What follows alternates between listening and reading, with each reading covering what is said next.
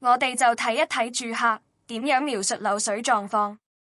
水狀況可唔可以話覺得？佢就1個月前咧就有少少滲漏嘅跡象，係，即係佢唔係好大。呢啲位置啦，同埋呢啲位置啦，門口嘅。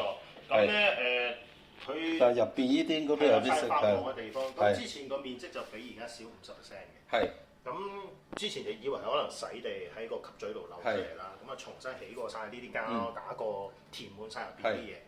咁後來隔咗1個月後咧，發覺佢而家嗰個滲透範圍多咗嘅，比之前多咗50%。OK， 好。係啦，咁就一路都揾唔到水源，即係 check 過係咪洗手台或者係旗桿，感覺上又唔係好似，因為所有嘅譬如嗰啲龍頭嘅嗰啲蓋咧，全部我都開過晒。